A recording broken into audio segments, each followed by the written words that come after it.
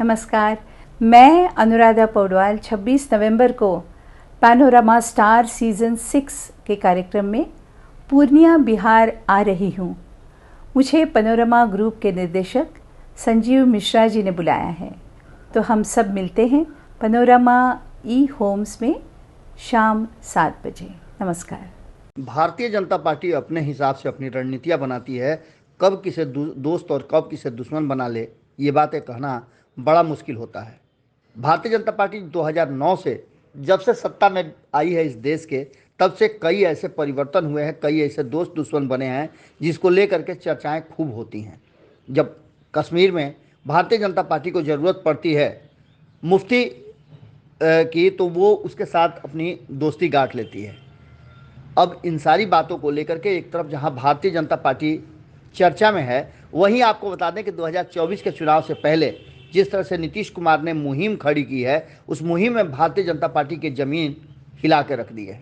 Bharatiya Janata party लगातार अपनी तैयारियां तो कर रही है, लेकिन नीतीश कुमार के सामने जब भी आती है तो बौनी ही लगती है, उसकी तैयारियां कमज़ोर ही लगती है। देखना दिलचस्प होगा कि जहां एक तरफ नीतीश कुमार भारतीय जनता पार्टी और अन्य नीतियों को लेकर के अपनी स्ट्रेटजी बना रहे हैं, हालांकि उनकी स्ट्रेटजी का अभी तक प्रयोग इंडिया गठबंधन नहीं कर पाया है। इंडिया गठबंधन तो नीतीश कुमार को उस लायक ही शायद नहीं समझा है, इसीलिए उन्हें कोई बड़ी जिम्मेवारी नहीं दी गई है। लेकिन इन सारी बातों के साथ साथ बिहार में जिस तरह की राजनीति चल रही है, उससे भारतीय जनता पार्टी को डर है कि कहीं देश में बड़ा ट्विस्ट ना आ जाए। एक बड़ा ट्विस्ट आने की संभावना को तलाशते हुए भारतीय जनता पार्टी हाथ पांव मार रही है और कौन उसके लिए उपयुक्त होगा उसकी तलाश कर रही है। इसी तलाश में अपने सबसे प्रबल जो कहा जा रहा है कि विरोधी और दुश्मन प्रशांत किशोर को एक बार फिर से भारतीय जनता पार्टी ने डोरे डाले हैं। भारतीय जनता पार्टी के प्रवक्ता को अब प्रशांत किशोर अच्छे लगने लगे हैं। प्रशांत किशोर अच्छे क्यों लगने लगे हैं, तो उसके पीछे की भी एक बड़ी कहानी है। प्रशांत किशोर लगातार जिस तरह से यात्रा कर रहे हैं और बिहार में सरकार पर हमलावर है, उसे लेकर के भारतीय जनता पार्टी को बहुत रास आ रहा है और अच्छा भी लग रहा है, क्योंकि प्रशांत किशोर खुल करके बोलते हैं और इन 33 साल के छोटे और बड़े भाइयों के शासन को लेकर के वो जरा सा भी हिचकते नहीं हैं और सारी कमियों को जनता के बीच में उजागर करके रख देते हैं। खास करके अगर बात की जाए तो बिहार को पलायन प्रदेश बनाने और बिहार के पिछड़ेपन का कारण इन 33 वर्षों के शासन को बताते हैं।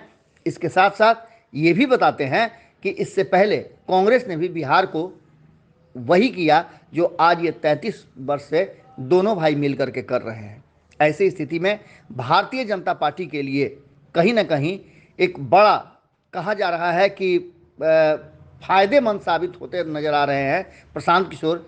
जो हमला भारतीय जनता पार्टी करना चाहती है वो प्रशांत किशोर खुद कर रहे हैं। हालांकि प्रशांत किशोर ने अपनी स्ट्रेटजी साफ कर दी है कि न तो वो भारतीय जनता पार्टी के साथ हैं और न ही महागठबंधन के साथ, लेकिन जिस तरह से और जब जब प्रशांत किशोर हमला करते हैं नीतीश कुमार और लालू प्रसाद पर, तो भारतीय जनता पार्टी को अच्छा लगने लगता है। एक बार फिर से भाजपा को प्रशांत किशोर भाग गए हैं, चर्चा शुरू हो गई है और देखना दिलचस्प होगा कि इस बयान के बाद जो अरविंद सिंह ने दिया है उसके बाद क्या कुछ निकल के सामने आता है। सुनिए क्या कह रहे हैं अरविंद सिंह। प्रशांत किशोर जी ने ठीक ही कहा है, क्योंकि बिहार में कोई रोजगार का साधन नहीं है, बेरोजगारों की फौज तैयार हो गई है, जिसके चलते बिहारी मजदूर हर जगह मजदूरी करने के लिए जा रहे हैं। बिहारी नौजवान को रोजगार दूसरे राज्यों में मिल रहा है, जिसके चलते दुर्घटना का शिकार हो रहे हैं, बीमारियों का शिकार हो रहे हैं। उनके कहने का तात्पर्य यह है, वैसे ये राष्ट्र में कहीं भी कोई जा सकता है, ये राष्ट्र के निर्माण में कहीं भी कोई भाग ले सकता है, लेकिन प्रशांत किशोर जी का कहना है कि ये दोनों भाइयों की जो सरकार चल रही है, पहले बड़े भाई थे अब छोटे भाई थे, बड़े मियाँ तो बड़े मियाँ, छोटे मियाँ सुभान अल्लाह, ये मिल करके पूरे बिहार में बेरोजगारी का आलम फैलाने का काम किया है, बेरोजगारों का फौज तैयार किया है और पूरे बिहार को बेरोजगार करने का काम किया है, जिसके चलते इस तरह का नौबत आ रही है कि कहीं भी कोई दुर्घटना होती है वहाँ बिहारी मजदूर ही मरते हैं। नमस्कार, प्रणाम। अब जितने भी दर्शक हैं, मैं वीडियो के माध्यम से आप सभी को प्रणाम करता हूं, नमस्कार करता हूं। और अपार हर्ष के साथ सूचित कर रहा हूं कि इस बार हम लोगों का जो पैनोरमा स्टार का कार्यक्रम है 6ठा सीजन में है और 6ठा सीजन का कार्यक्रम जो है 24 नवंबर, 25 नवंबर और 26 नवंबर को होने जा रहा है। मैं आपको एक एक दिन का जानकारी देता हूँ कि 24 में क्या फंक्शन होना है, 25 नवंबर को क्या होना है, 26 नवंबर को क्या होना है, ताकि किसी को कोई कन्फ्यूजन ना रहे और समय से आकर के कार्यक्रम में भाग ले सके। तो पहला दिन फ्राइडे का है और 24 नवंबर है। सुबह 10 बजे जितने भी बच्चे पार्टिसिपेट किए थे स्पोर्ट्स में, चाहे वो जिस किसी विधा में हो, क्रिकेट, बैडमिंटन, वॉलीबॉल, टेनिस, शतरंज, जितने भी प्रतिभागी हैं, रनर विनर टीम को आमंत्रित किया जाएगा। वो लोग आएंगे, उनको शील्ड, पारितोषिक और सर्टिफिकेट से सम्मानित किया जाएगा। सबसे पहला कार्यक्रम ये है। फिर दिन में ही हमारा प्रॉपर्टी फेयर है, लोन मेला है, रिटेल्स एक्सपो है, फर्नीचर, ऑटोमोबाइल्स, ढेर सारे लोगों को इसमें आने का मौका मिलेगा और परचेजिंग करने का मौका मिलेगा कुछ न कुछ अलग स्कीम के साथ में। उसी दिन हम लोग का सीमांचल मीट भी होगा, जिसमें सीमांचल के जितने भी बड़े नेता हैं, चाहे एमपी, एमएलए, मिनिस्टर, जितने भी लोग हैं और जितने भी हमारे युवा साथी हैं, वो लोग मंच के माध्यम से सीमांचल की बात रखेंगे। सीमांचल में अभी तक का जो सफ़र है और आगे की क्या रणनीति होगी उस पर हम लोग चर्चा करेंगे। इसी तरह से 25 तारीख को हम लोगों का सुबह से एक्सपो हमारा कंटिन्यू जो एक्सपो होगा फर्नीचर, ऑटोमोबाइल्स और रिटेल्स का, वो 24, 25, 26 को तो रहेगा। उसके अलावा शाम में हम लोगों का 25 तारीख को एसडीएन न्यूज़ का एक कार्यक्रम है, उनका वार्षिकोत्सव है और साथ में कल्चरल प्रोग्राम है जिसमें सबरी ब्रदर्स आ रहे हैं, बहुत बड़े कलाकार हैं और हम लोगों का बड़ा सौभाग्य होगा उनको सुनने का, चूँकि बहुत बड़ा नाम है उनका सबरी ब्रदर्स का। वो लोग आ रहे हैं 25 नवंबर को। एवं 26 नवंबर जो अंतिम दिन है हम लोगों का, उस दिन सुबह से हम लोगों का जो बच्चे प्रतिभागी हैं, चाहे सिंगिंग में, डांसिंग में, ड्राइंग में, उन लोगों को उस दिन फाइनल होगा।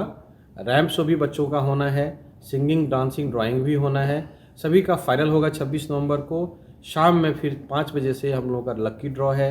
लक्की ड्रॉ के बाद हम लोग जितने भी हम लोग घर तैयार हो गया है, अपने कस्टमर्स को हम चाबी वितरण का कार्यक्रम करेंगे।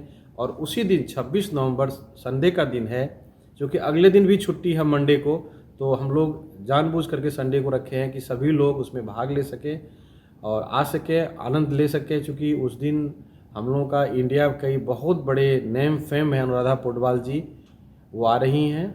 आप सबों के लिए हमने उनको रिक्वेस्ट किया है, पूर्णिया आ रही हैं। और साथ में जो चर्चित आपका सीरियल है भाभी जी घर पे हैं, उनकी शिल्पा सिंधे जो मेन एक्ट्रेस है उसमें, वो भी आ रही हैं। और भी अन्य ऐसे बहुत बड़े बड़े कलाकार आ रहे हैं जिसको देखने और सुनने का हम लोगों को सौभाग्य मिलेगा।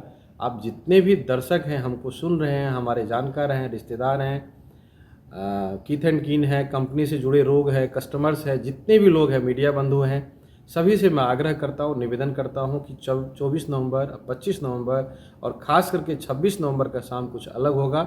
हमारे पूर्णिया के लिए बड़ा ऐतिहासिक दिन होगा, तो आप लोग ज़रूर आएँ।